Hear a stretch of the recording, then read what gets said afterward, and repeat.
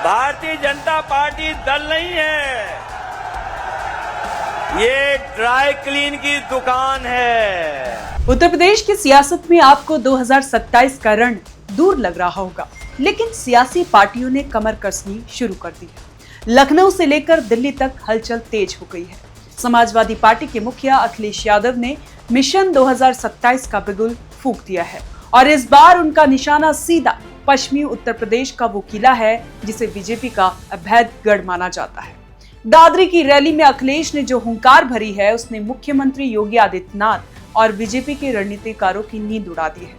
आज की इस वीडियो में हम डिकोड करेंगे अखिलेश यादव का वो मास्टर स्ट्रोक जिसने यूपी की राजनीति में एक नया समीकरण पैदा कर दिया है। क्या अखिलेश यादव 2027 में सीएम योगी आदित्यनाथ को सीधी टक्कर दे पाएंगे? क्या बीजेपी के वोट बैंक में सेंधमारी की ये तैयारी कामयाब होगी? चलिए समझते हैं पूरा गणित।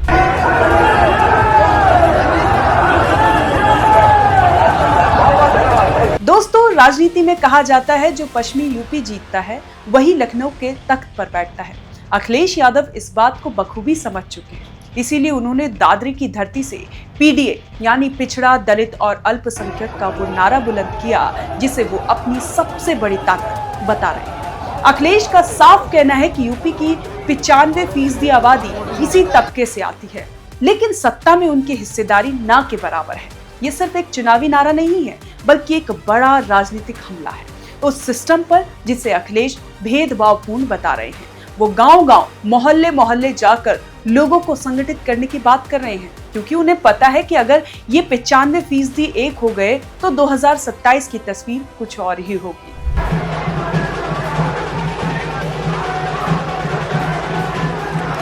लेकिन इस बार कहानी सिर्फ पीडीए तक सीमित नहीं है। अखिलेश यादव ने अपने पिता धरती पुत्र मुलायम सिंह यादव की पुरानी और सफल विरासत को फिर से जिंदा कर दिया है। याद करिए वो दौर जब रामशरण दास जैसे दिग्गज नेता सपा की कमान संभालते थे और पश्चिमी यूपी में गुज्जर मुस्लिम समीकरण सपा की जीत की गारंटी होती थी। मुलायम सिंह ने नरेंद्र भाटी, राम सकल गुज्जर और वीरेंद्र सिंह जैसे नेताओं की एक ऐसी फौज खड़ी की थी जो बीजेपी के हिंदू कार्ड को फेल कर देती थी।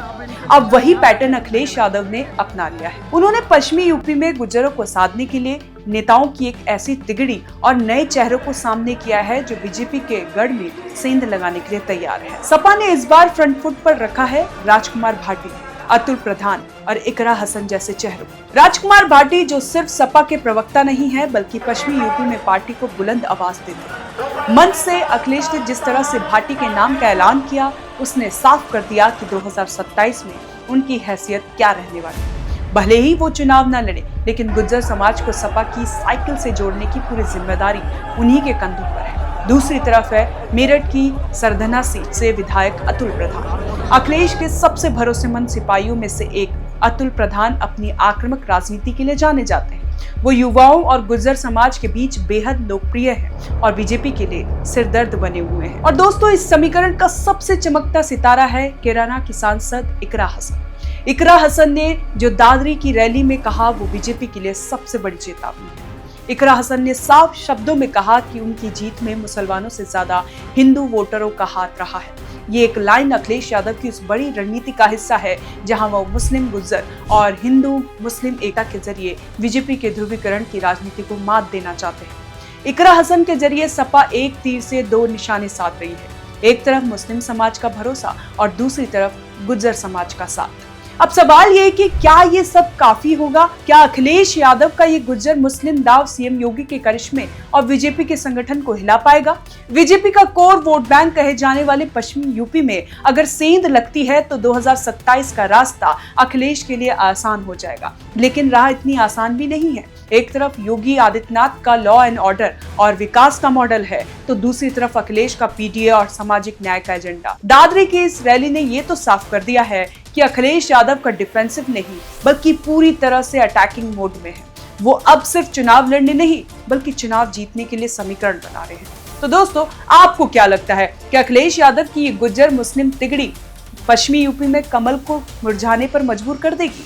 क्या इकरा हसन और अतुल प्रधान जैसे युवा चेहरे सपा की किस्मत बदल पाएंगे? आप हमें कमेंट बॉक्स पर अपनी राय जरूर बताएं और देखते रहें ओएनओजी न्यूज़।